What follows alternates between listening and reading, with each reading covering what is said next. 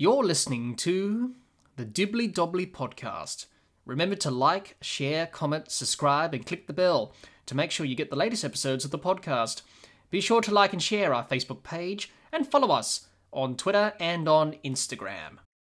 Okay, so I'm Meloy, current head of cricket operations at Jersey Cricket. I've been involved in Jersey Cricket for a long time now and in multiple roles. And now I'm on the Dibbly Dobbly podcast. Hi, everyone, and welcome back to another episode of the Dibbly Dobbly podcast. And on the podcast, we have started a new series on the podcast looking at associate nations within cricket and how they are developing the game in their country. Many of us cricket fans know so much about the established cricketing countries and not enough on the associate nations who play cricket. So it would be nice to learn more about those associate countries, and via the podcast, people can learn more as well. For today's Associate Cricket Series episode, we are discussing all things Jersey Cricket. Joining me to discuss and talk all things Jersey Cricket is the head of cricket operations at Jersey Cricket, Lee Meloy. Lee, welcome. Thanks for having me. It's great to have you, Lee. And it's great to have you on for a chat about all things Jersey Cricket, a small Channel island in between England and France that plays cricket. And a lot of people know that Jersey have been involved in cricket for many years, but probably for our newer viewers to the sport and new people who are entering cricket, they may not make that association between Jersey and cricket, between the two. But this Associate Cricket Series, what we're doing on the podcast is trying to educate people and to make them understand more about these associate countries and what they do and the people behind the scenes. And what they do in terms of promoting the sport in their country and trying to make a difference in the community, which a lot of people do. And fantastic what a lot of people have been doing.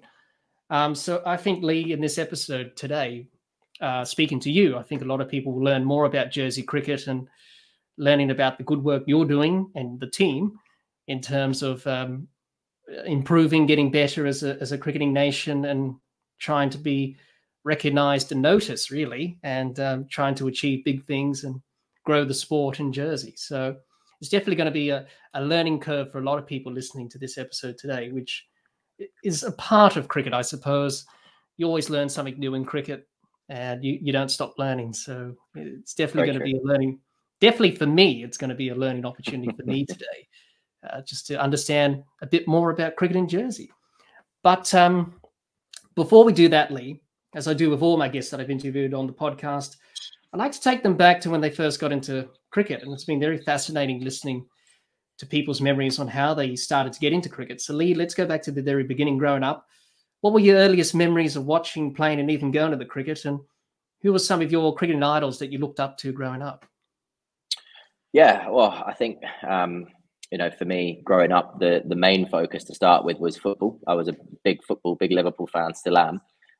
So that was a massive part of my childhood, and cricket was in the family, as it tends to be with a lot of people who've ended up playing. My granddad actually captained Jersey back in the 1960s, I want to say, a fair while ago now. And that's how it first started. Some of the memories I've got would be way back in the late 90s, with the World Cup in England in 1999, followed by the 2003 World Cup. I think that was the one that really sort of got me hooked into the game. Certainly as a young aspiring batter, watching the likes of Tendulkar and Ponting go about their business. You won't be able to see in the podcast, but I'm not the tallest person on two legs.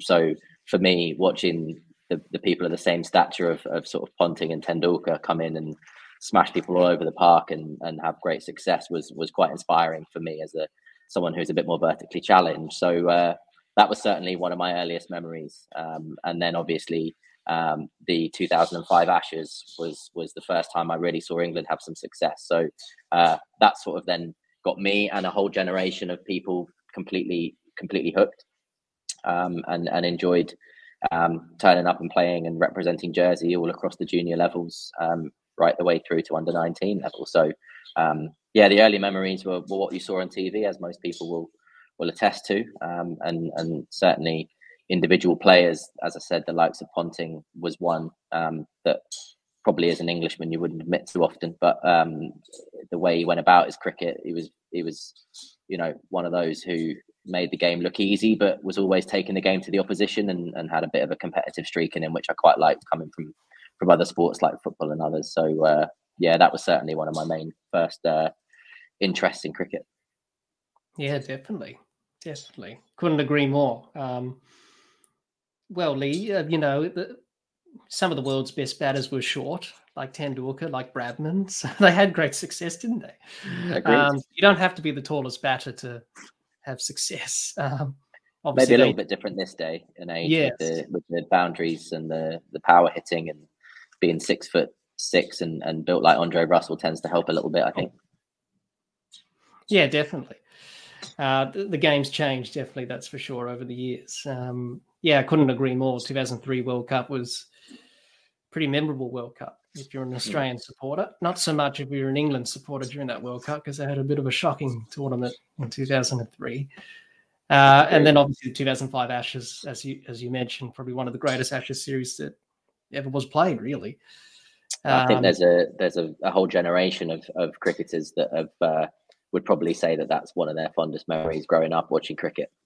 The spectacle on both sides, even though you guys came out on the wrong side of it that time. I think both teams come the end of it, and the way that it had ebbed and flowed was just incredible. And there's so many individual moments within a series that you wouldn't even necessarily go to straight away. You've obviously got Peterson's 100 at the Oval. You've got the run out of Ponting by Gary Pratt. You've got so many stories within a story.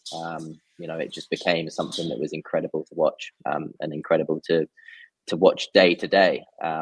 That made everything just change in a session. You knew when Warne came on to bowl that would change the game at some point. When Flintoff all of a sudden went off at Edgbaston and tore everyone apart, taking Brett Lee down was inspiring to watch. So it was you could go through every test match watching Peterson hit Glenn McGrath over his head for 6. Didn't happen very often, but even just sitting here now, there's probably 10 to 20 things that we could reel off that were just amazing, and I don't think it'll ever be replicated again. No, definitely. And one that came to mind was Shane Warne getting rid of Andrew Strauss. Yeah, that was outside in the rough that he leaves alone, and all of a sudden it's taken out his leg stump, which was incredible to watch. It's I mean, it just was a ridiculous series of cricket that no one quite knew what would happen day to day, let alone McGrath stepping on a cricket ball in a warm up. Yes, just ridiculous. Every day was something different. Yeah, it was. Yeah, it was. Yeah, arguably one of the best series that were ever played between Australia and England throughout the history of the Ashes.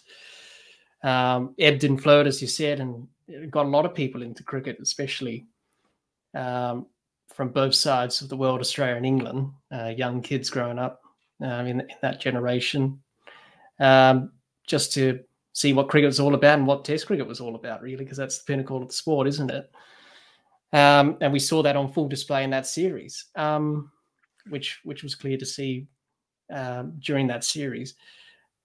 Your memories of playing cricket as a kid, Lee, what stands out for you the most when you look back and you remember those times growing up as a kid? What's the one memory that stands in your mind from a cricketing perspective when you were playing the game yourself? Yeah, I think it was the way that it was I think off the field, a mental battle day to day. I think that was the one thing that stood out for me. It was a team game, but an individual sport. The highs and lows of scoring runs but losing the game, of winning games but having failed yourself. I think it was just a constant up and down, and learning how to deal with those setbacks, but also the highs. And I think it's that sport that you don't get a lot of highs. That a lot of the time, especially if you're a batter and you don't bowl, you don't get many opportunities to take part. That when you do, it makes it even more sweeter when you end up scoring those runs. So I think my biggest memory growing up with cricket was just that constant need to keep focused on what's in front of you and enjoy the highs and not let the lows get too low. And looking back on it now, there were certain times when I wish I'd had that advice back then, but the way that the game was built, and the way that there was a individual tactical battles within a game, that was just the part of the sport that I really loved. And winning as a team was even sweeter if you performed. But Ultimately, it was about getting over the line in any way possible, and it was just, you know, one of those sports that you couldn't get the same sort of feeling anywhere else. In football, you can score an own goal and go down the other end and make up for it and score two. Whereas if you nick off first ball and you don't bowl, well, good luck standing in the field thinking about it for the next 50 overs. So yeah, I think it was the mental challenges and the ups and downs and the enjoyment of the game that really stands out for me. Yeah, definitely. Definitely, yeah. I think everyone can relate to that, really. You know, it's all about having fun, isn't it? We take this game seriously sometimes, and we forget that, lose sight of that, and just play to have fun. That's what you do. I think Joe Root said that. I think someone said, you know, why do you play cricket? He said, have fun, like I did when I was a kid, growing up. Yeah, yeah. He's just And I the think same that's Joe what Root you having see. fun. That's what you see within the England camp at the moment, especially in the Test side. I think that's what McCullum's done so well. He's come in and knows he's got some of the best players in the world in the dressing room, and it's just giving them the freedom to go out and express that and get back to their roots of why they really got into the game. It's different, it's risky, because obviously the English media tend to be pretty brutal when it comes to reporting sport, and would have been very easy if they'd lost games of cricket. But clearly he's got something right there because they're doing so well. And as we say, it probably speaks to just giving them the freedom and the mentality to go out and perform. And we've heard all the interviews and read all the articles if you're into cricket enough. And that's what was good about the Ashes this year. And you saw, you know, that even the first ball getting hit through the covers for four was exactly the moment that it was building up to, that England were right in that, and it's freed them up. So it certainly shows that can be a massive advantage if used well at the highest level. Yeah, that's right. Yeah, at any level, really. It's all about just, you know, playing with your mates, having fun, and enjoying a game that you enjoy. That's why people play sport, or any particular sport, not just cricket, but any other sport as well, just to have fun. And Agreed. Yeah, you know, we take it seriously sometimes. If you're a supporter or a player, you know, it's just a game at the end of the day. It's not going to change anything. It's just a game. Oh yeah, I got out for a golden duck. That's just a game. It's not going to change me. I'm still the same person. Exactly. Yeah, we speak a lot in coaching about not attaching who you are to your cricket performances. You know, at the end of the day, when you leave the cricket field, you're still the same person as when you turn up in the morning. It's just whether you're going to carry it home with you and deal with it, you know, 24/7, or whether you can sort of shut it off and just put it to one side and move on. But that is a massive part of the game, and certainly without the right support can have a massive negative effect on individuals, and can get lost within the game and forget, you know, their roots and why they're really there. So, you know, the coach's responsibility and other administrators within the game, it's important that they understand that the reason why that they're doing things. And yeah, nobody has to be happy when you lose or be happy if you fail, but at the same time, you know, you can't carry that with you, otherwise the rest of your life is just going to feel difficult. So yeah, it's important that you sort of don't forget why you started playing the game in the first place, and 9 times out of 10 it's because you want to go and enjoy it. Yeah, that's right. I couldn't agree more. Absolutely. And so it's very important that we all realize that message. It's a game. It's to be enjoyed, and just have fun, really, and express yourself, and play this great game that we all love with your mates and your friends. So in terms of getting involved with Jersey cricket, tell us about that, getting involved behind the scenes with Jersey cricket as a whole. You've had various roles. You're currently the cricket operations. You're the head of that at the moment. You were the former women's head coach and the former men's assistant coach and the former performance and development manager, which are pretty, you know, very high roles and honors there, Lee, which have great responsibility attached to them. So just tell us how you were a part of the setup and how that connection between you and Jersey cricket happened, really. Yeah, well, I mean, those from Associate Nations sitting here listening to it will probably recognise that when you're in a small nation like ourselves, you've got a small staff, so people have to wear various hats across the pathway and across the actual governing body itself. So it's not unusual for people across Associate Nations to have held various roles to do whatever they can at the right time to help their nation. How I got into it myself was having had a failed playing career certainly at the men's level, as I was in and around the training squad, but never really getting into any tournament squads. The conversation came that I was interested as a community coach and a development coach. Would I be interested in taking the performance side of things a little bit more seriously, and sort of think about maybe stepping back from playing and pursuing the coaching side of things? And as I said, I was probably in the middle of a cricket career that wasn't really going too far at the Jersey top level, so coaching seemed like the natural step. So having been to university and gained a degree in sports coaching and development, along with the experience I had from a young age coaching on community programs and working at the grassroots level, wanted to go that way, which set me on a path towards a level 3 coaching award and working overseas within Ireland and various places. That meant that my coaching career within Jersey would take off a little bit and work with various coaches and push into that. So over the last, what's it been, nearly 12 years now, from grassroots right the way through to the top level game over here. I've had a hand in the pathway at all levels, working with junior players at club level, at international level, and ultimately with the men's side. It's been a journey so far, and it's been one that I've enjoyed thoroughly. It's taken me around the world as the men's assistant coach. We've played tournaments. Johannesburg, Los Angeles was a particular one that stands out. Singapore, Malaysia. I could keep going on. Abu Dhabi, Dubai. It's been a real enjoyable journey as a coach, and I've learned a lot along the way. It was an amazing time to be a part of that setup under the tutelage of Neil McRae, who's just left us, who had an extremely successful period.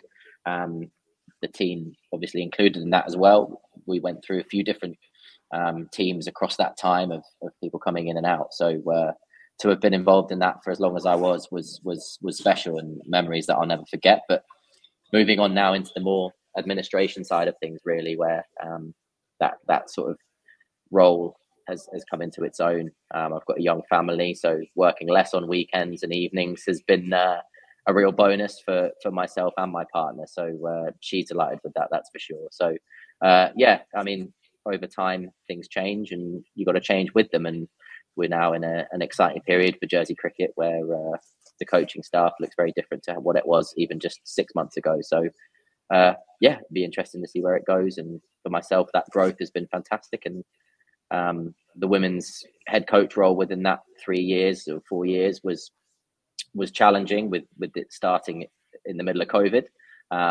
Those were obviously challenging years, and that was new challenges that I hadn't come across before as a coach. But the growth that we've seen there, which I'm sure we'll talk about more as the podcast goes on, the project that I started there, and the work that went in behind the scenes from the players, the assistant coaches, the administration staff was superb. And there's a real impetus been put in place there, and that's just about to take off, and there'll be more that we'll talk about, as I said. But that was a very exciting time as a coach to be involved in that, and I'm delighted with the job that the girls and the efforts that were made to grow that. So it's been a long journey to get just here, but exciting future ahead as well. Definitely. And I think what people don't realize, Lee, is, as you touched on there, is that these associate countries are under-resourced and don't have the personnel, so to speak, like the full member countries. So it's very important to, put your hand up and say, yeah, I'll do that, and take that responsibility on to try and, make a difference, I suppose. And you feel good and you're giving something back. And I think that's very important. I always say, Lee, one of the sayings I always say is that the game doesn't owe us anything, but we owe the game a lot. And that's true. We do. Because sometimes we can take it for granted and, give something back, like volunteer at your local club or something. Do a role there within your club, like be the president or be the curator of the grounds, or make the teas or whatever that so many people do, or take up scoring or umpiring and give back. So I think that's vitally important. within cricket across all levels, but also associate nations as well, because as you said, you've got to wear many hats, as you've done in your time. But you must feel a sense of pride and sense of pride. I think, looking back and saying, yeah, I'm pretty happy that I did all that. Yeah, absolutely. I think it's something that I never took for granted. I think there's a lot of coaches out there who would be extremely, jealous of the opportunities that were provided to me, just by having been involved with this particular country. I think the players have a similar mindset in the standard of cricket that they've been able to play, and the trips that they've been able to be on, and being able to play cricket around the world. There are a lot of county second 11 cricketers that have been around the circuit and not had anywhere near the opportunity that some of our guys have had. And I think the growth that Jersey cricket's seen over that time, and having been a big part of that, is extremely fills me with pride, and something that I plan to hopefully be involved with for a long time, with a new role at the moment. But it's all taking off, and with each year we continue to grow, and the mentality we have here is one in, all in. Everybody, whether that's the 11 men or women taking the field to represent their island, whether that's the people in the office doing their work, whether it's the guys on the ground here at our home ground, Grainville, it never stops. So it's an exciting time. And when I started just after university, there was a full-time staff of 3. We're now a full-time staff of 6, and a board with a full membership in place, and a home ground with home offices. And that just speaks volumes of the growth of the game, and where we've got to as a cricketing nation within the associate pathway. Definitely, couldn't agree more. Couldn't agree more with that, Lee. And I think everyone will agree with that as well.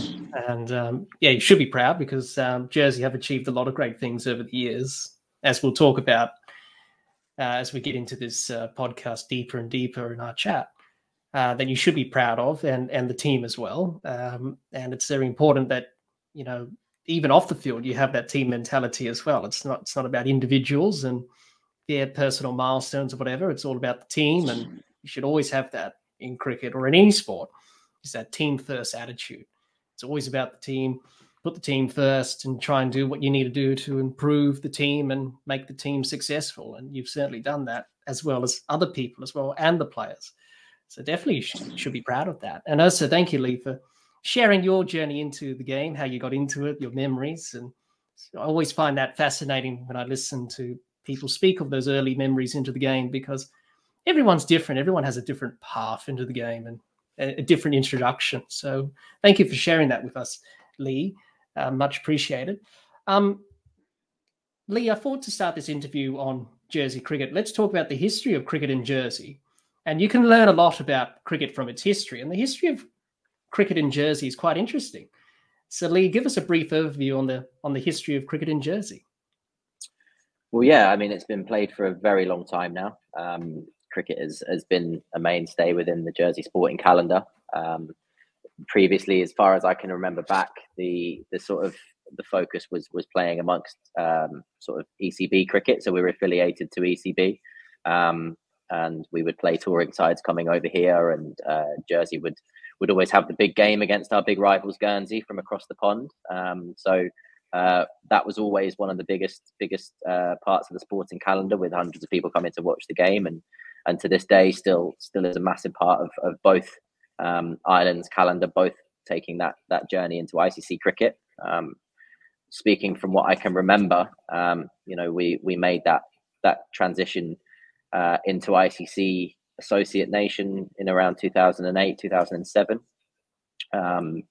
hosting some fantastic teams in that first Challenge League, World League 5, which included the likes of Afghanistan, who are obviously very familiar with a lot of listeners.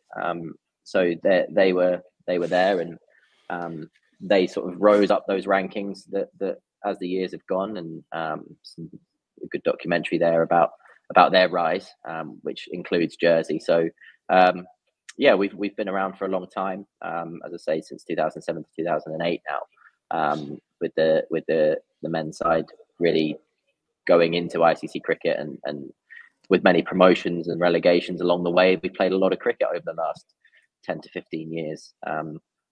Those rivalries between Jersey and Guernsey have continued for a long time, and that's still what's spoken a lot about in the bar after games of local cricket. Success stories and individuals, some good, some bad. As you can imagine, it's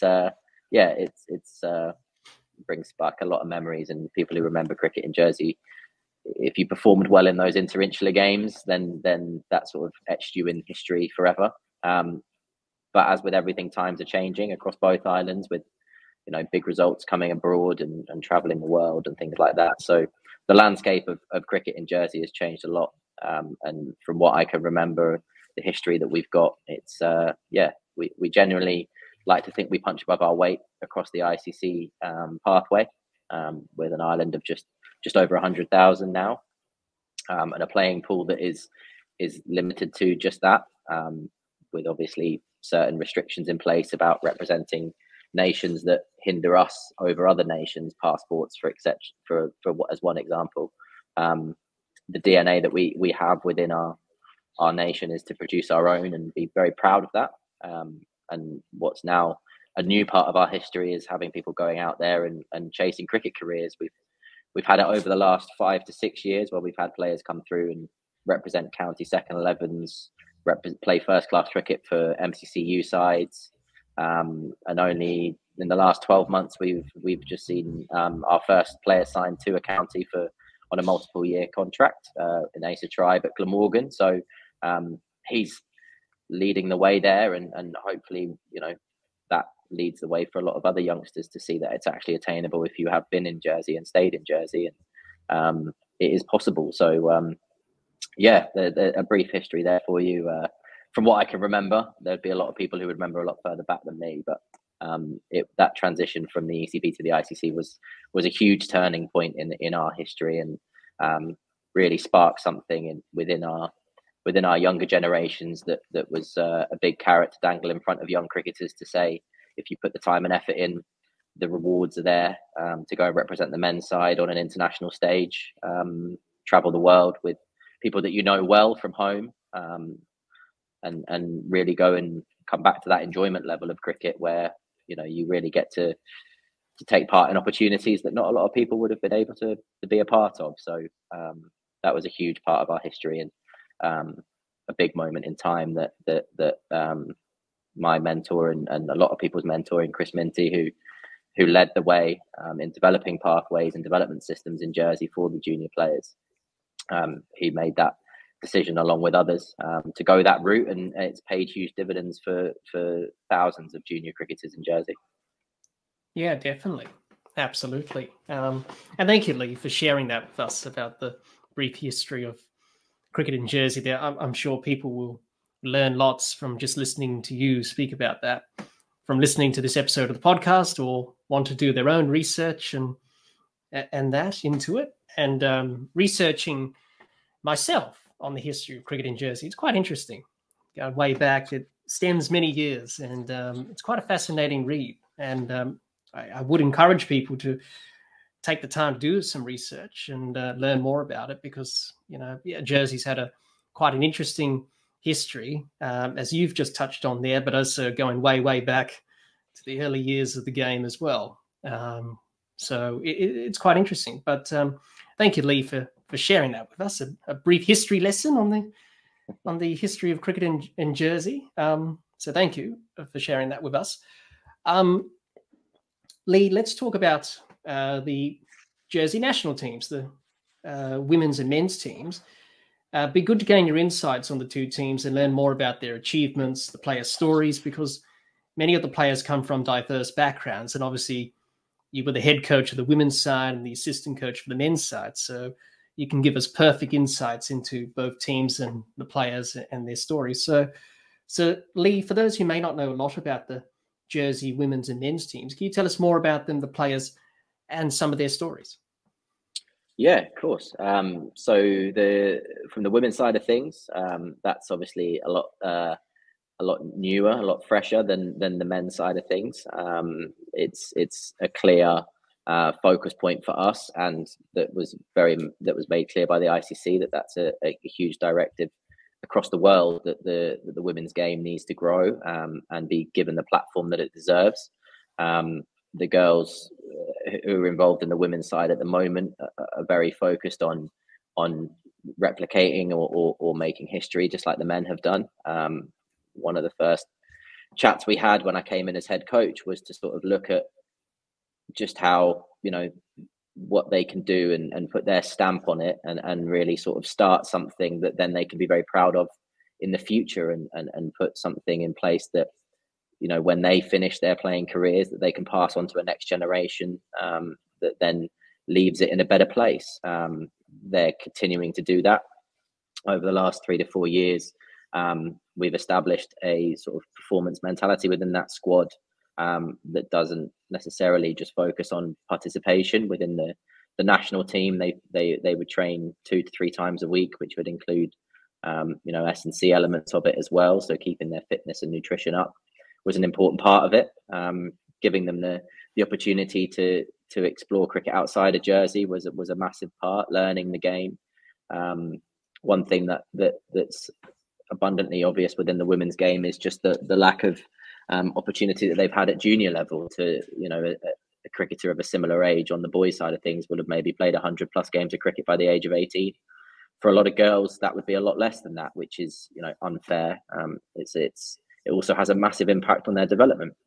They're learning the game at an older age with not a lot of resource behind them.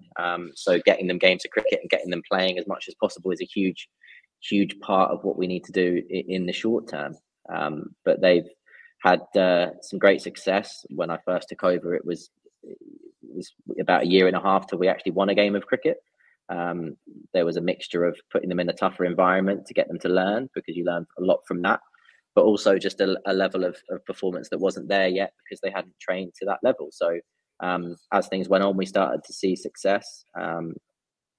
Big wins in interinsulars against Guernsey, where previously we'd have lost, was a big turning point. Going away and playing fixtures off island in France and places like that against other nations was a big turning point for them, when they started to see their efforts and their time and commitment come to fruition with performances, individual and as a team. The level of their skills have improved no end. They work so hard. I think that's what was my favourite part, looking back on my time as the head coach, was just watching them grow as cricketers, but also the amount of time and effort that it put into improving as players, and just how much they're willing to sacrifice to do that. They're very, very proud to represent their island. We hosted a women's European Division 2 tournament, which was the first one ever, in May last year. It didn't go the way performances wise that we would have liked. We won some games, we lost some games we should have won. That ended up meaning we finished in 3rd place with the best net run rate in the tournament. And when we were good, we were really good. So they showed glimpses in their first tournament in high pressure situations that they'd never come across before. The bank holiday Monday against Italy here, I think we had close to 300, 400 people watching. They'd probably played in front of 10 to 12 before, max. So for them, it was a lot of new experiences, and it will stand them in good stead moving forward, because associate cricket playing in tournaments is like no other cricket, I'd say. It's cutthroat. It's 5-6 games of cricket max. Winners go up, losers go down, threat of funding losses, opportunities taken away if you don't succeed. It's high pressure, highly competitive situations that for your first effort, they did really, really well and coped with it really, really well. We'd have obviously all liked to have been promoted. The girls and myself and the backroom staff were absolutely gutted that didn't happen. But certainly it was a really, really overall positive experience that will allow them to improve moving forward. With many years to come, the average age of the squad is around 18, maybe 19 now. It was, a lot younger than that now when we first started in 2020. So there's only room for growth there. We went to the Netherlands last year and competed and won a game against Netherlands A side, who are a lot more advanced in their women's cricket than we are. So the good signs, the positive signs are there. And for them, there's going to be many years of success. The captain, Chloe Grecian, was the leading wicket taker in that tournament. She's a superb cricketer, left arm spinner, who doesn't go for any runs and takes buckets of wickets. She's got a big future ahead of her if she wants it in the game. She was over with Sunrisers cricket last year. She actually played her first game of 50 over cricket for the Sunrisers development side, bowled 10 overs on the trot, 2 for 20 against Southeast Stars. So, you know, for someone who's never played that format of cricket before, she was just excited to be able to bowl 10 overs. Usually, obviously, T20, you can only get 4. So, you know, I went over with her and supported her on that. And she was superb, and they're keen on having her back. And yeah, I could name multiple. 2 of the girls against Germany put on a record partnership. Grace with the highest score as a number 8 batter in women's T20I cricket, which is a world record at the moment. They put on over 100. We were 20 for 6, I think it was.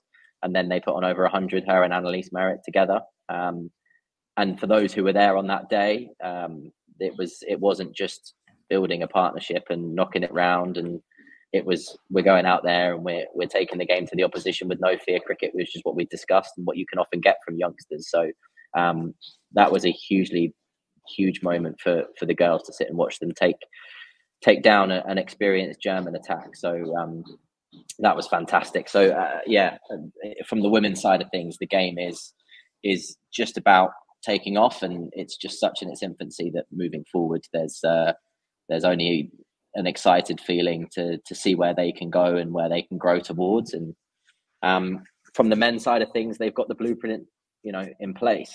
We've just lost Neil McRae, a very successful coach for us over 10 years, winning, I think, something like 5 or 7 ICC titles. That I was part of a few of those as the backroom staff. He came in and just transformed what we were doing. We already had a very successful pathway, but he turned that into just a machine of churning out superb junior cricketers who loved playing for Jersey. He created an unbelievable feeling to be part of within that side and that squad whenever we travel. It's something that's part of our DNA as Jersey cricketers. As a small island, we're very proud to represent that nation, and we stick together when we do that. There's a very close-knit bunch of cricketers there on both the men's and women's side, and we're all friends, and everybody gets on off the field. We would pre-game every night, we would have dinner together and breakfast together, and that was, you know, not the same across all countries. Some people do it very differently, and that's not to say that that's the right or wrong, but for us, that's the way we do it.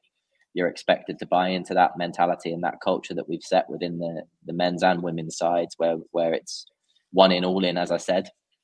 So yeah, from the men's side point of view as well, it's been a hell of a journey so far, with tournament wins, famous on Sky Sports, upsetting big nations, winnings against UAE, Oman, teams who have, you know, fully contracted players who play all year round. USA victories, you know, there's so many over the last 10 years of Neil's reign that were extremely successful for Jersey. And I think that sort of culminated in the ODIs that we played for the first time as a nation just last year down in Namibia, and we had young Josh Lawrence and Asa Tribe, who we spoke about before, scoring ODI hundreds for Jersey, which, you know, even just 5 years ago, using that term of a player scoring an ODI 100 seemed so far away. We were, you know, a win that the boys will own up to against Canada that we should have got over the line there would have made that tournament really interesting. And we were within touching distance of ODI status, which would have brought a completely new element to cricket in Jersey, with the funding that brings and the cycle of cricket that gives. I think 35 games or something over 3 years rather than 15 would have been huge. But, you know, again, I think we're always very good at taking the positives from experiences because of the expectations that we've set. It was, so close. But we go again. We've got another Challenge League cycle starting. We've got a new coach in Paul Hutchison in place, who we're very excited about. You know, the men's side is just going from strength to strength. Jonty Jenner, who's been a very big part of that side for the last certainly 8 years, has grown into a senior cricketer of that side who's represented and played a high level of cricket. He's now flourishing. We've been very lucky to pick up Nick Greenwood, who was born in Jersey but moved to New Zealand at the age of 2. Now plays for Wellington Firebirds, opening the batting for their Plunket Shield team, who's just won that. We've got a lad, Ben Ward, who has played for Cape Cobras, who again was born in Jersey and then moved to South Africa at a young age, and has applied his cricket down there, and then is playing summers over in England, and playing for us at the same time. So we've got some very good local homegrown cricketers. That is what our DNA and what we do. We make that very clear from the start, that we produce our own, and our focus and our development systems and the pathway that we have in place is all to do that. And when you've got a collective group of individuals, whether that's players, administrative staff, coaches, all on that same wavelength, everybody on the same page, understanding what our sole focus is. We're talking performance cricket, obviously. That's the main focus. Then everybody, that tends to breed some success. So yeah, in terms of high performance cricket and our men's and women's cricket, it's been an exciting journey for the men, which is going to continue. The women haven't even really got going on their journey yet. They're just getting started, and that's extremely exciting to see where that can go. So things are looking great on both sides of it. Neil's left the men's side in an extremely strong position, and Hutch is going to come in and take a team further, hopefully.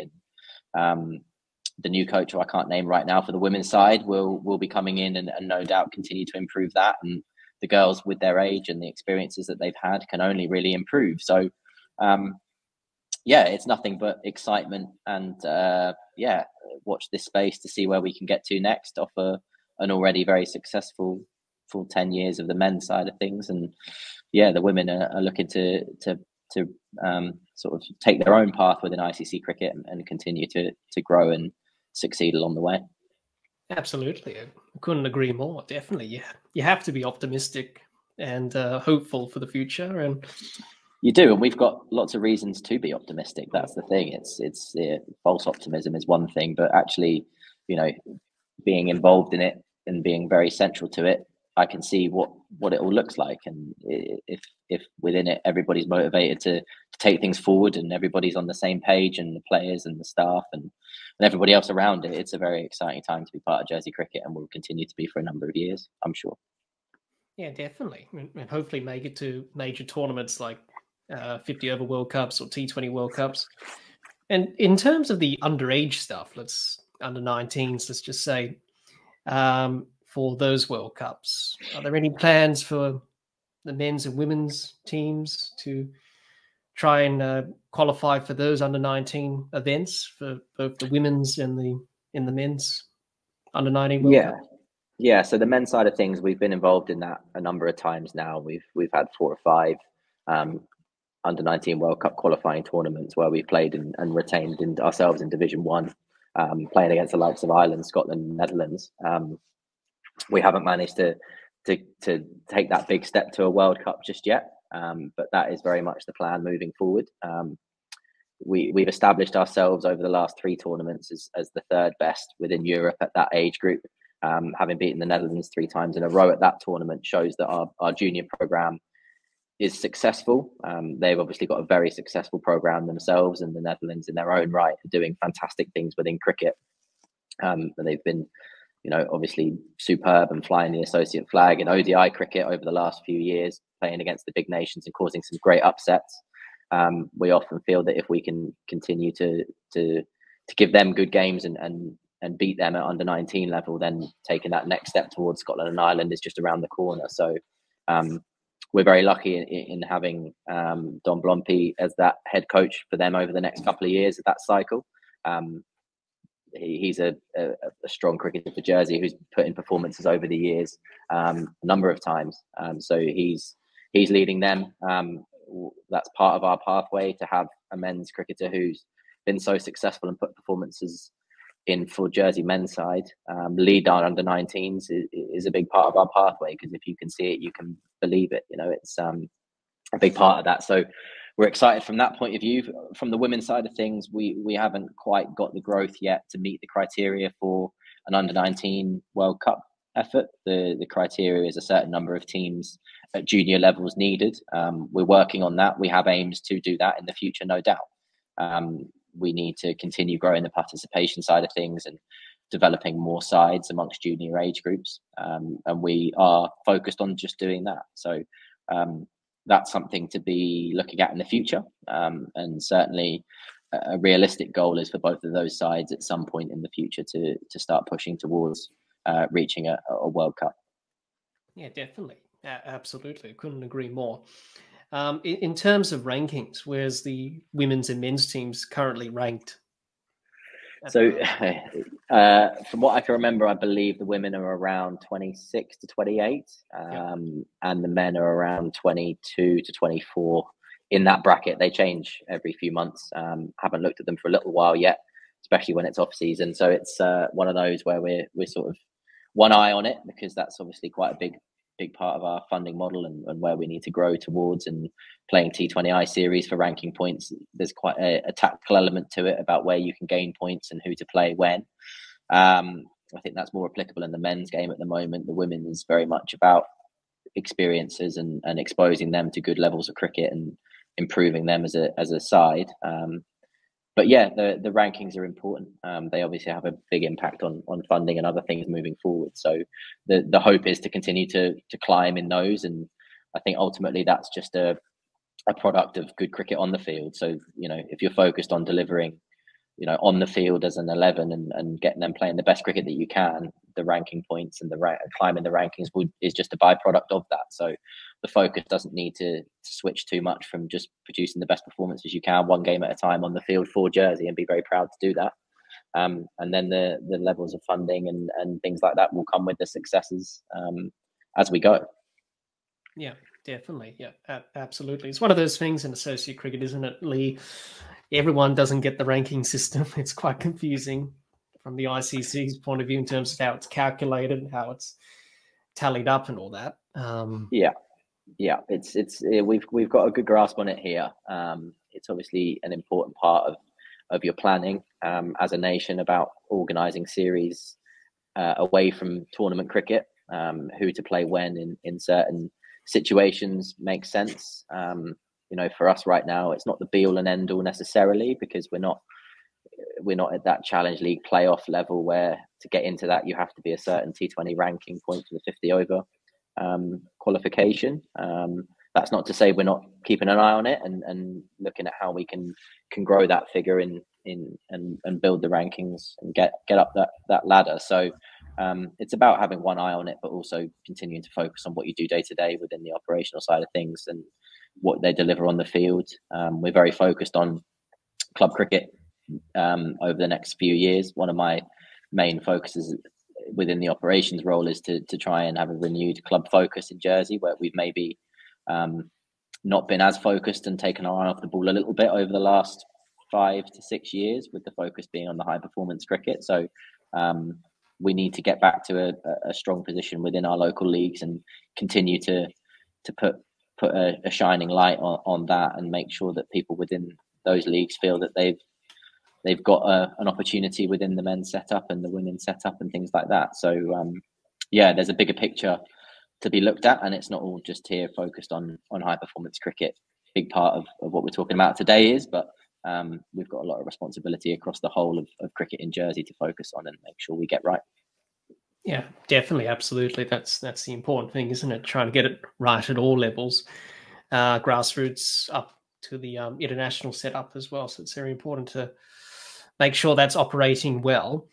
In terms of the culture, Lee, the team culture, because many associate nations have different players that come from different countries and different cultures and backgrounds, and they are integrating with the women's or men's teams. Is that the case in Jersey? Do you have players who come from different countries and backgrounds and origins? So we're actually probably one of the ones who are actually different to that. And that doesn't mean it's, again, right or wrong. I think any good business or any good organization will look at what are our strengths, what's the best options for us, and really put a lot of time and resource into that. A lot of countries, as you say, do have various resources available to them, such as passport, family, different ways that they can go about getting players qualified to play for their nation. You know, that's sparked a lot of debate in years gone by. Our passports are effectively United Kingdom passports, so therefore it's not an option for us to just hand out passports. We don't have our own jersey passports that are recognised by ICC. So whilst that could be looked at as a negative or holding us back, we choose to look at it as a positive that gives us no option but to produce our own. So being a small island, we've got good access to players. If they're on island, they're only 10 minutes down the road, so they can get in and travel easily and not have too many restrictions on their training. And we have a culture built within Jersey that everybody enjoys playing for Jersey. So whilst we've picked up a couple of players over the years where they've qualified for 3 years, the likes of Nick Ferraby, Dean Morrison, Ryan Driver, those names have come into the island, not really just for cricket, but for other reasons with work, etc., and done 3 years to qualify for Jersey. It has happened in the past. It's not been our sole focus to recruit or bring people into Jersey for cricketing reasons. We have that culture set where we produce our own, as I keep saying, and that is very much our main focus for international level cricket, where we want people who want to be on the field for Jersey first and foremost, people who earn the right to take the field for Jersey, but also producing generations of cricketers who have grown up watching Jersey cricket on the sidelines and ultimately then take the field and produce for us. So we've got a lot of that happening, and we've got a lot of players off island now who are chasing careers, who have left the island for various reasons, whether that's work or for cricket. And so we keep in touch with them regularly and work with them as much as we can. But it's both a blessing and a curse at the same time, if you want to look at it that way. But we really like to push what we can do on island and then see where it can take us from there. And it's been very successful for us recently, so why change now? Yeah, that's right. The old saying is, if it ain't broke, don't fix it. Yeah, exactly. Just keep making it better. Yeah, that's right. And I suppose every country's in a different boat, really, when it comes to players and recruitment and all that stuff. I mean, we're an island of 100,000, which is limiting, but they're also within a very small distance. You look at countries with millions of playing figures, but it's 3 hours on a train just to get to a game of cricket, or to get a national squad together to train as a squad makes things very difficult if they're not all close by. So that's what a strength of ours is, getting everybody together quickly and everybody knowing each other very well off the field as well as on the field. That tends to sort of show in our cricket. The way that we go about it and the way that we do things on the field is a byproduct of what happens off the field. So what one person's negative is another person's positive, and vice versa. Yeah, absolutely. I couldn't agree more there. In terms of this year, 2024, what's in store for the women's and men's teams in terms of series against other countries and also potential qualifying tournaments? Yeah, so the women don't have a tournament in place this year. It's a down year for their World Cup qualifiers and their cycle of their cricket. But that's not to say we're not organising anything. We've got a series planned against Germany and Italy in July, which will take place in Germany. So we'll be travelling down to Krefeld, I think, for that, which is exciting because they're two teams who are on the rise, with Germany beating us last year and us beating Italy. It should be a competitive series. We're also looking at a trip to Spain to get a game against their women's side, with others around that. That's still in the works, so that's hopeful. We've got the games against Guernsey, which we have in the calendar every year, which are big games of cricket for both nations, and everybody's always keen to get those off the ground.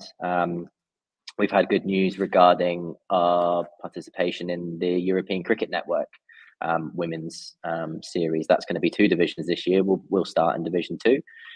With aims to push towards Division 1. So that's later this year, right at the end of the year in December.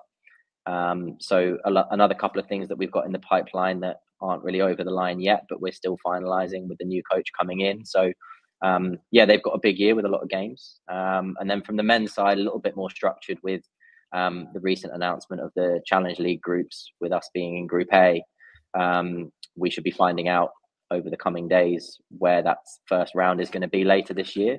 We've been told it to expect it in Q4, but we don't know for sure. But we do have the first round of the European T20 qualifiers, which we're in one of the 3 groups in Germany in early July. And it'll be tough to get out of that group, that's for sure. So cricket across Europe is strengthening year to year. Big influx of players across multiple nations are really making it very competitive, and we've had a sort of a period of dominance of that, where we've been able to get regular wins and push to the global qualifiers, which don't exist anymore. We now have been joined by the likes of Scotland and Ireland, where we were in Edinburgh last year, which makes our job a bit more difficult because for various reasons they're obviously a lot stronger than we are. But nothing that, it doesn't mean that we can't ever get a big upset. We like the idea of that, so that's just a bit more added motivation for us, really. So the men have got that in Germany in July, along with a series very shortly coming up on the 12th of April against Spain in Spain. So a bit of sun early season and some fixtures for them against an up and coming side in the Spanish setup. And then again, fixtures against Guernsey, trips away in Denmark in June, preparation for both. I'm sure there'll be something put in place once we've got the Challenge League dates set in stone. 50 over cricket, it's a very different format, as you're aware, to T20, so they'll need a preparation period for that, so there'll be more fixtures in line for that. So very busy season as always, which is great. We want to be busy, exciting times ahead. Definitely, absolutely. Of course you want to be busy, of course you want to be out there playing cricket. You don't want to be sitting on the sidelines doing nothing. Fantastic to hear that there's lots of series and tournaments planned for both teams this year, so that's fantastic, Lee. And I think everyone would agree with me and say that we wish you all the best in terms of success, and hope that Jersey cricket can continue on that upward trajectory and look to improve and continue to get better, and look to challenge other associate nations, and hopefully break into some tournaments in the near future in the years to come, when it comes to World Cups and T20 World Cups potentially in the years to come. We'll be watching with close interest and waving the flag, so to speak, in terms of supporting the Jersey cricket teams, women's and men's. I'll be watching closely, that's for sure, and see how both teams get on. As you do in cricket, if you're a cricket tragic like me, Lee, you're watching all sorts of cricket from all parts of the world. So you know what's happening across the board, and there's so much cricket on, you lose track. That's just the way it is, isn't it, with the international calendar as it is at the moment in world cricket. But I do my best to try and have a look at all games that are happening, and no doubt I'll be watching Jersey closely and seeing what they can do in both the women's and the men's team. So we wish you all the best, Lee, and the team. Thank you.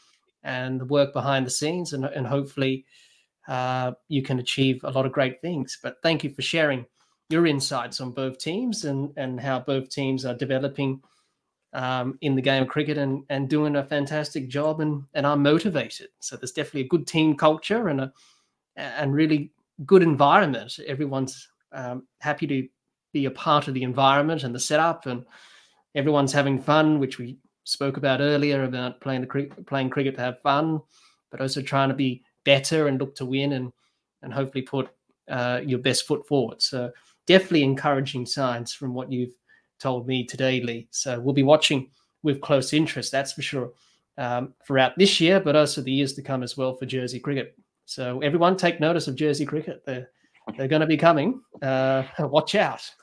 Hopefully they can shake up a few feathers in the associate world, and also maybe, you never know, maybe a World Cup in the near future or two.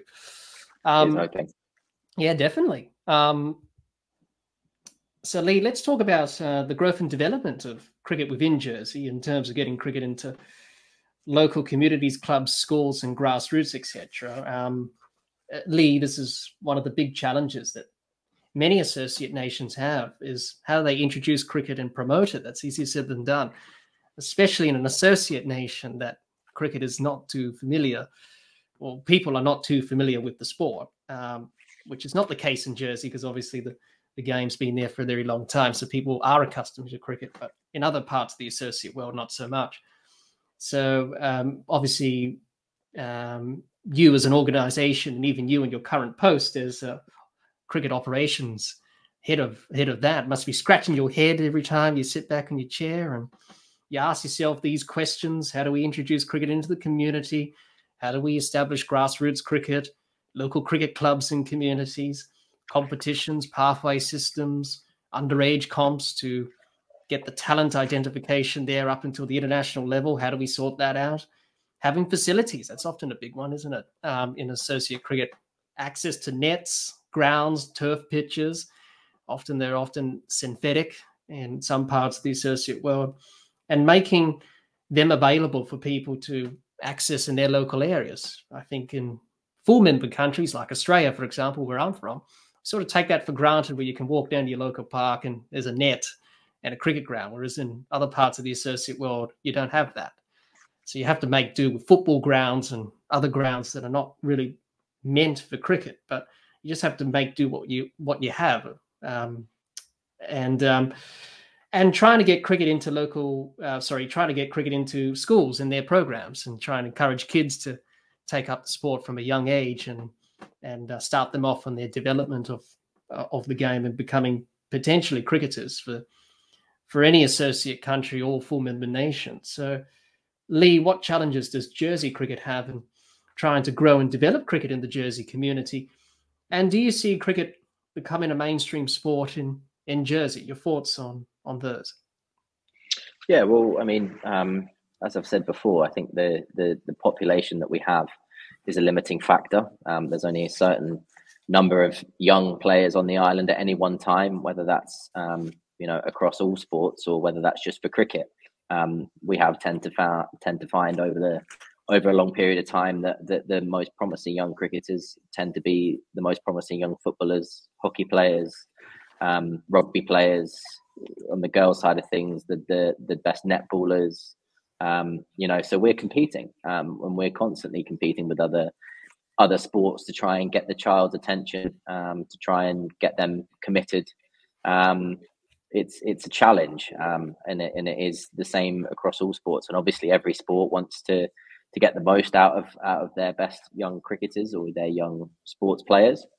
So it's about taking a collaborative approach as much as possible, allowing young cricketers to be multi-sport athletes up to a certain age is a really important thing. We're very much a big advocate of that. We don't want to be pushing people into cricket too early and just basically making them focus on one sport. There's maybe a time and a place for that. If you want to take a step to the next level, that's for sure. It's needed at a certain age, different ages for different people. But certainly it's, there's off seasons, there's on seasons. So commitments and times and things like that, we're fairly flexible with, and we want our young players to be playing lots of sports. The other challenges we face don't tend to be too big a challenge. It's about just quickly finding the answers to those challenges. We've got a very successful development program in Jersey, as I've said over and over again. When you know that your focus is to produce your own, you have to develop a big grassroots level of players. So we have a very successful primary schools program, and have done since I've been involved, so 10 years plus, where there's around 30 primary schools on the island, which gives us a lot of access to young players we can get in during curriculum time to lead PE lessons and deliver high quality cricket sessions that get youngsters engaged in the game from a very early age. Our program starts with reception classes and year one classes where we do fundamental skills like balance, striking, coordination. So that has a massive impact. And we have a brilliant development team. Dom, who I mentioned earlier, who's our under-19s coach until very recently, has been very, very much a big part of that. Before that, I was a big part of that.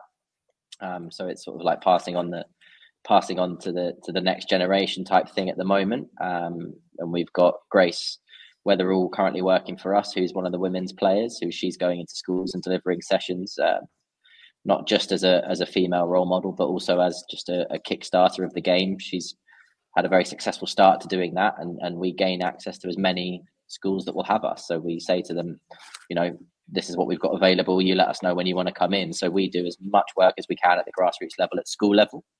On from that, we have successful community courses that we brand as Future Reds. So that starts a lot of young players out in their cricket careers. A lot of players, who you would see on the team sheet these days had actually started on that program. Asa himself was one of them, John T before him, Harrison Carline before him. The list goes on and on as to these young lads who started playing cricket at age 8, 9, at our community courses, just playing diamond cricket and modified cricket and learning the hardball game through that. Only very recently have we established junior club cricket in Jersey, which may come as a surprise to a lot of listeners. When I was growing up, it was schools cricket and then Jersey cricket, and that was it. The club was a thing that you played at senior level, and you never played any junior cricket. It was all school and then immediately into Jersey. So that was something that's changed the landscape of cricket in Jersey quite quickly at junior level over the last. We started looking at that in 2017. We started out with 4 teams and 47 players. We've now got over 18 junior teams with nearly 300 young cricketers playing across that pathway. So the clubs themselves have been really responsive to that, and the volunteer work and the time spent and the resource spent working with them has been phenomenal. And we thank them for their hard work, because we put the framework in place and they ultimately go out and deliver it and get people interested in the game and develop them at club level, which has been a huge success for us. So that's now about maintaining that and continuing to grow numbers where we can. And then that leads nicely within, the talent identifications type focus from club cricket into Jersey junior cricket. And that's the same across both pathways. With the girls side of things, we're a bit more in-house at the moment. There's no girls club sides as such. But we do get them into the Women's Premier League, where there's 4 teams that we put on in-house as such with different names. And the junior Lionesses squads, the pathway at the moment looks like 2 under-11s groups of up to 40 plus players, 2 under-13s groups of around 30, and under-15s and an under-17. So we're establishing something that we're building there, and they play competitively against the boys' club sides in weekend fixtures. So they get lots of cricket, plus early entry into the Women's Premier League, where they're playing against some of our women's national stars. So not only do they get to get coached by them and work alongside them, they get to play against them or with them.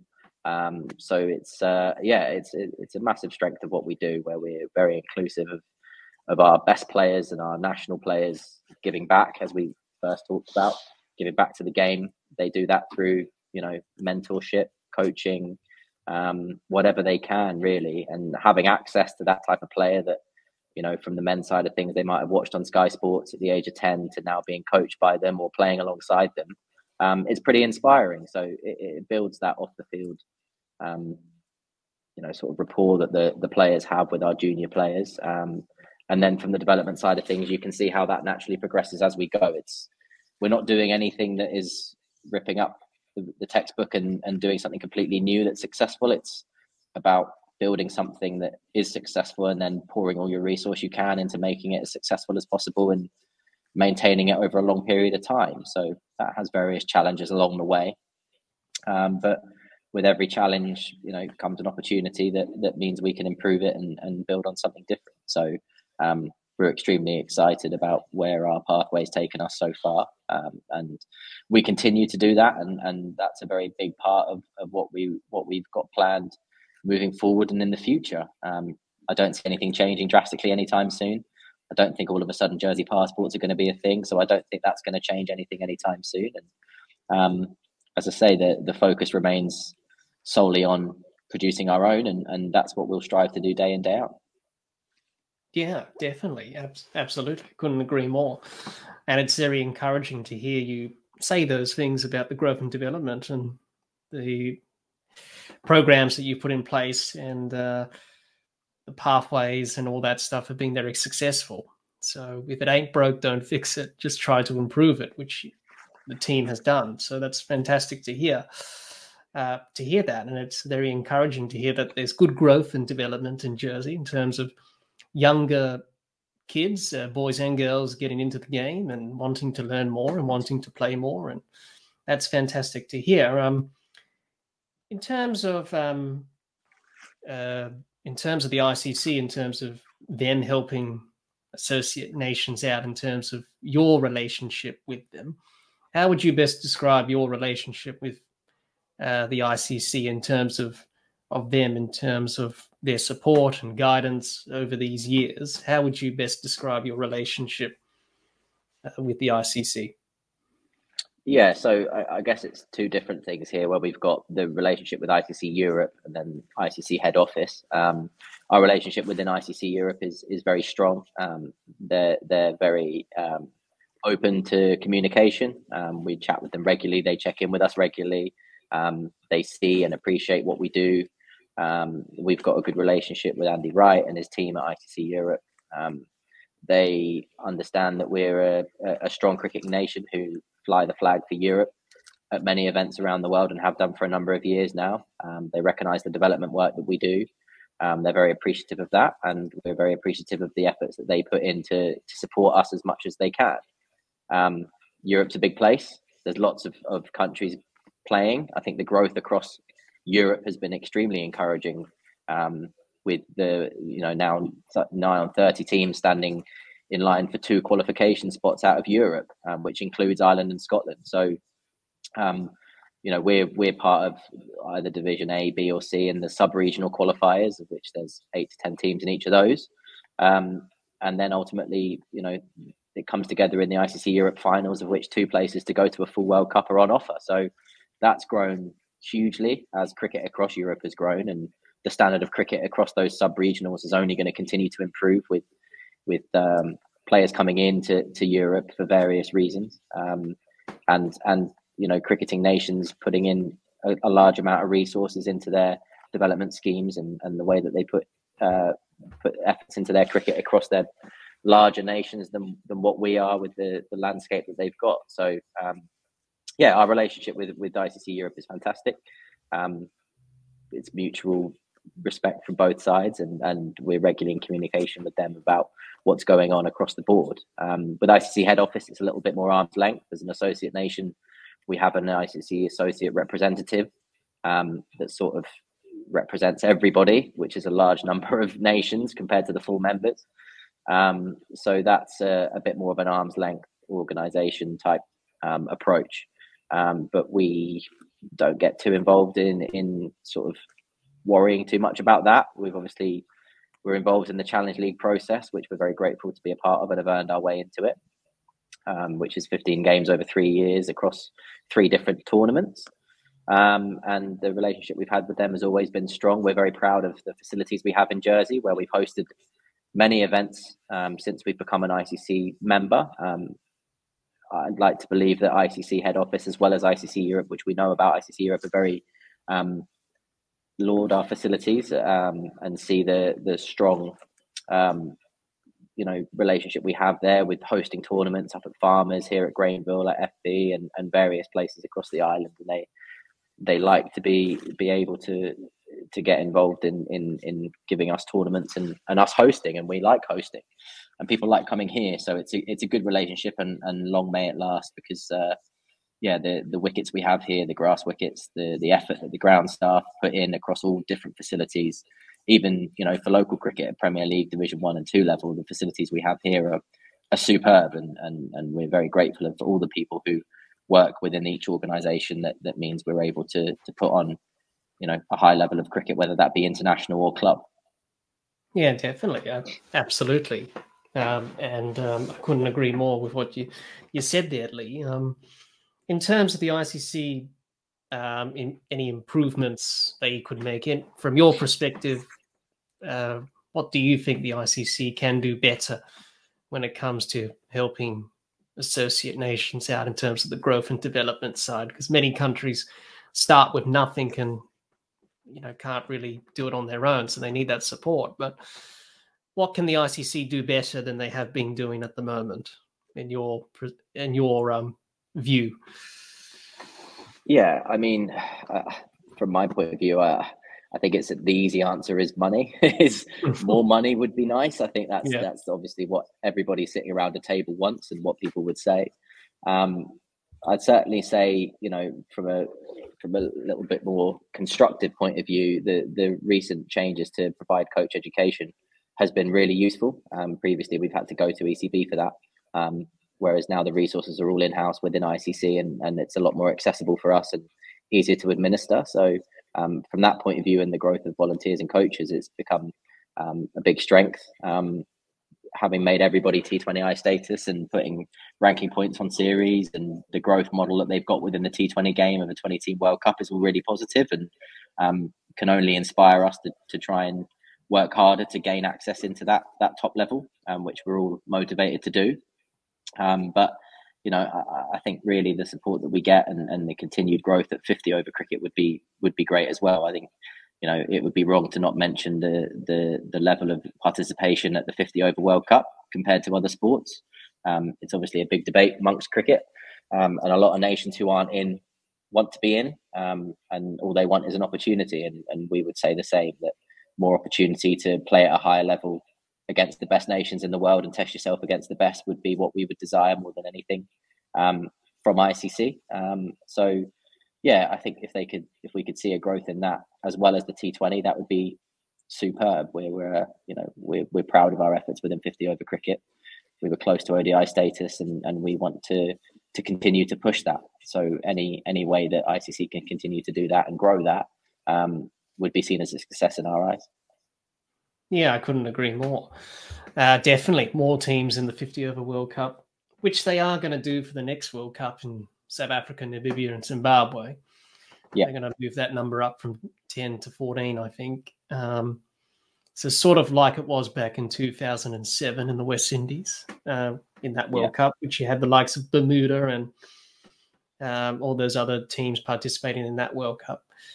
So definitely could only benefit the game tremendously if that happens, but we'll have to wait and see what the ICC decide on that. In terms of the Olympics, because cricket's now been in the Olympics now, Lee, will that make any difference for your side of things in Jersey in terms of people seeing it on the Olympics, or will that make any impact at all in terms of cricket being in the Olympics and the funding that you will get as an Olympic sport? Will that make a difference in Jersey? There's absolutely no doubt it will make a difference. I think the visibility of the game is going to be the immediate impact. With regards to funding and things like that, there's a lot of questions that would need answering regarding that. But to include it as an Olympic sport only gets more eyes watching the sport, and gives another platform for people to watch it and maybe get into it. There's no doubt we've seen the impact that the hundreds had on the women's game in particular. That's evident here in Jersey with the way that the young girls are talking, or what the kids are wearing, shirts to sessions and things like that. So if you apply that on an international scale to the Olympics, which is the big sporting occasion in world calendar, it can only have a massive impact on hopefully participation, the visibility of players, and where that then leads for Jersey in the bigger picture of things. Whether that's a realistic ambition of ours is to get to an Olympics as an Olympic sport, I don't know. The recent inclusion in the Commonwealth Games was something that we looked at, that's for sure. With the inclusion based on rankings within the qualifying tournament, the Commonwealth Games took out a few nations that were above us, which gave us maybe an opportunity. I think funding was a massive issue there of how that would all fit within our funding model was the biggest question that needed answering. But I think anytime cricket is accessed in a new way, or it's put on TV in a new way, it's only going to have a positive impact. So it will be really interesting to see where that can go, how that fits, how many teams are involved, who's involved. I think we'll probably keep a close eye on it and monitor how that all works within what we already do, and whether there's an opportunity there for Jersey to participate or not. We will try and piggyback off it and grow cricket within our own country, just like we do at the moment with World Cups and other tournaments. Yeah, that's right. has there been any approaches to Jersey cricket about funding for the Olympics from the various Olympic bodies in terms of Nothing. Well, it will be the that I'm UK, aware will of. it, in your case, will it? Yeah, I'm not too sure. There's a fair few things in there that I wouldn't be able to unpack immediately off the top of my head. I'm not aware of any approaches made. The only thing I've seen is that it is going to be included and that it's been voted to be inclusive, and that's a great thing. So when the right time comes, we'll look at that. Whether that's already been looked at from the powers that be above me, maybe it has, but certainly nothing our end that I've seen that would suggest that we've been approached for anything. But yeah, exciting times. Yeah, absolutely. Definitely. And it'll be interesting to see how it goes in LA in 2028 and then in Brisbane in 2032 after that. Definitely cricket will be in Brisbane for those Olympics. Yeah. That's for sure.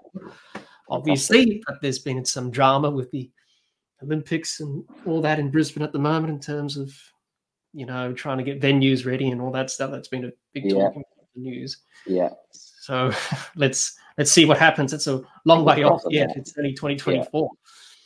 Time flies. Exactly. Yeah. Agreed. Yeah, that's right. Just going back on the growth and development, Lee, in terms of that in Jersey. In terms of the future of that, are you very optimistic that, what you're doing at the moment will continue to be on that upward trajectory as the years go by in terms of that growth and development? The work that you've done will keep going up and up in your view? Yeah, I mean, as I say, we're always limited with the player pool that we have on Ireland. So we're realistic in our growth expectations. But I think, we take the view of, as with most things we do, if the growth continues, fantastic. If it stagnates a bit, then fine. Let's try and, look at ways that we can make it better. One thing that we've already done within that junior club system is we originally started focused just based on age, and we'd have under 11s and under 13s, and then they'd move into men's cricket. Whereas, once the growth wasn't as big as it was before, we were then focused on making the environment the best possible for the players involved. So we now have a tiered system where rather than just an age being the main determining factor of which cricket you play, it's now based on what's best for your development as a cricketer. So if you're a very strong under 11 cricketer, you can access a higher tier of cricket. And if you're a very new beginner under 11, you can start where it's most applicable to you to learn the game a bit more and focus on understanding the hardball game. And the same with the under 13s as they get older. We don't want it to be, just whatever time you jump into cricket, you're expected to be a certain level and you're expected to play amongst your peers regardless. It's always got to be about the individual and the environment that they find themselves in. And if they have a very negative experience within an environment within cricket in their early years, there's a good chance they won't come back to the game. So it's our responsibility, along with the clubs, to provide the correct environment for that individual player. That includes the girls as well, as to playing with themselves against the boys, and sort of being comfortable in doing that. And our focus in the short term with them is to provide more games that are all female participants, where they get to play against each other and not just have to turn up against the boys every weekend. So that's in the offing, and we're looking to do that and give them more opportunities against each other. The number of cricketers is there that needs to be. So a junior Premier League, an under 15s league, under 13s league is extremely possible with what we're doing with girls and women's cricket. So that's exciting for them, and we know that's something that they want. But in the short term, we're continuing to try and build the environments around the players that is most applicable to the either the standard or the experience that they've got.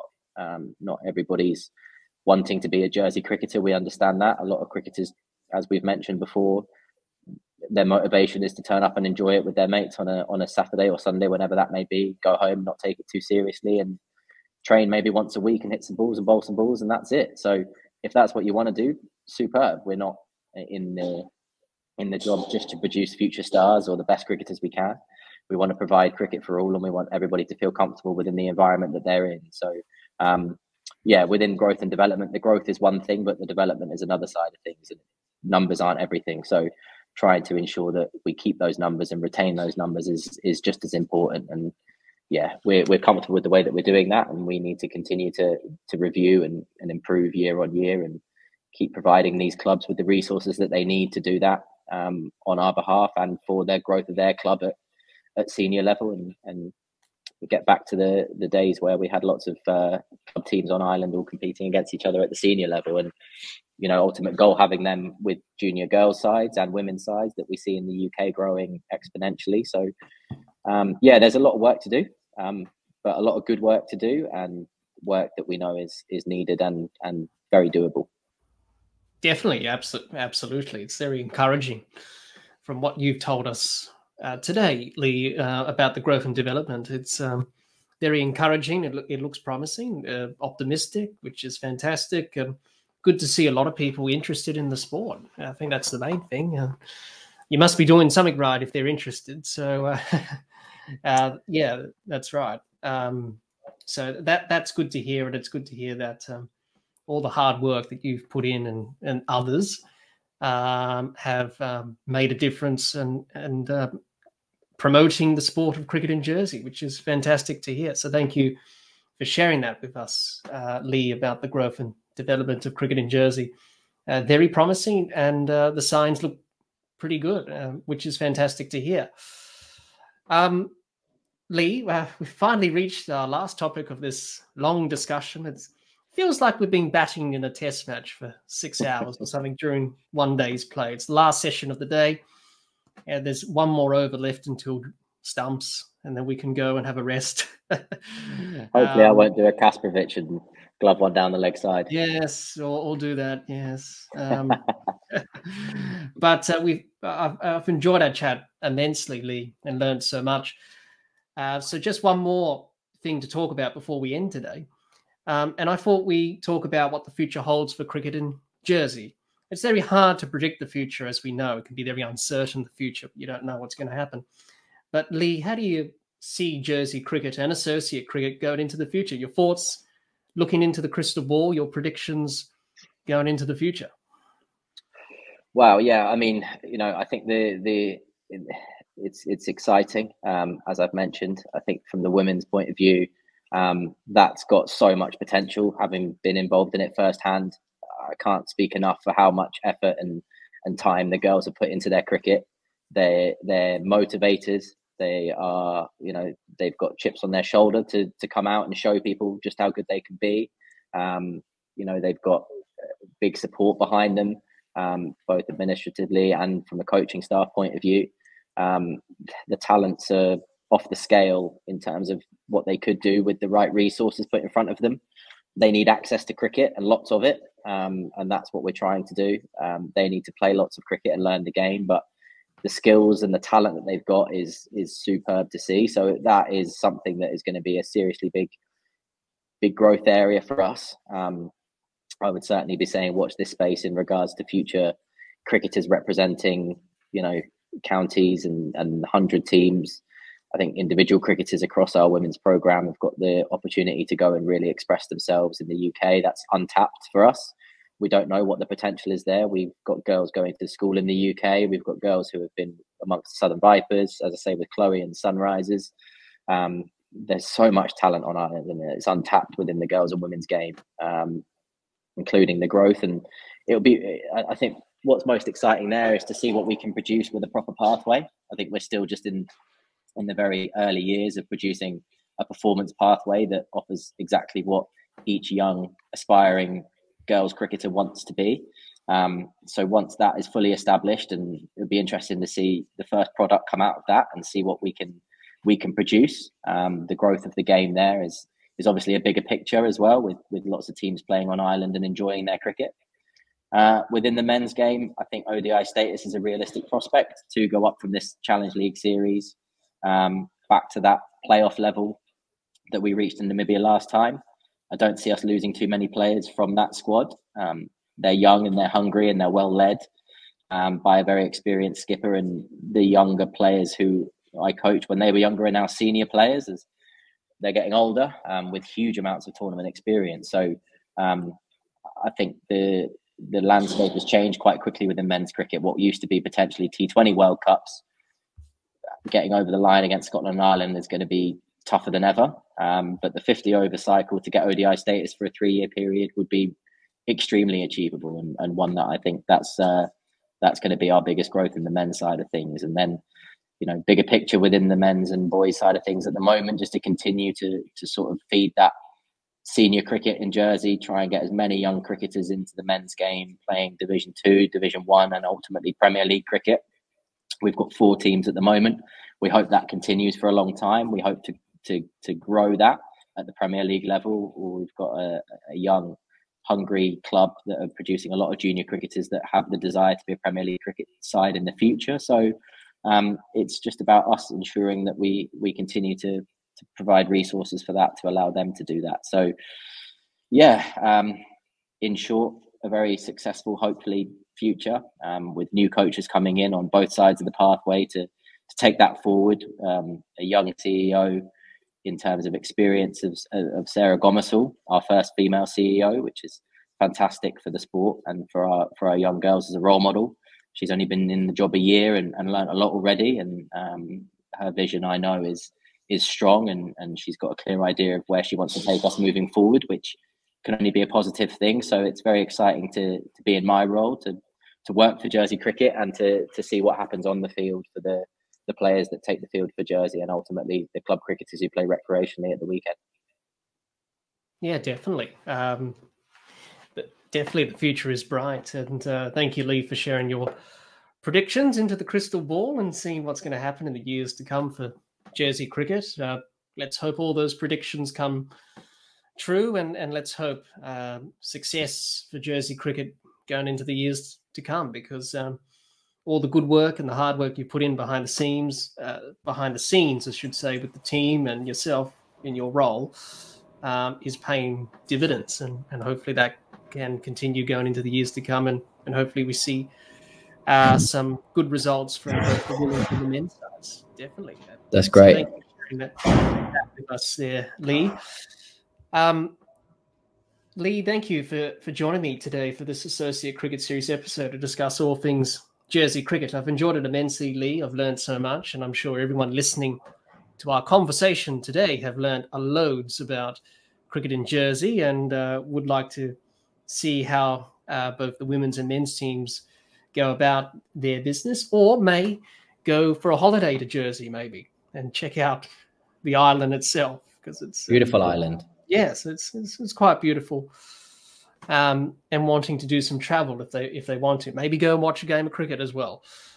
Yeah, we're always happy to welcome visitors, and also cricket teams who want to come here and play cricket. If there's anyone out there listening who's interested, feel free to get in touch and bring a team here. We've got fantastic facilities, as I said, and whether you're a high performance side or a recreational club side, we're delighted to have people come and visit our island, whether playing cricket or just as visitors to watch cricket. So yeah, we're always excited for that. So if anybody's listening to this and wants to get involved, just drop us an email and get in touch online on our website or wherever, and we'd be happy to accommodate that. Definitely, absolutely. That's not a bad offer. That's not a bad offer that Lee has just thrown out there. Why not?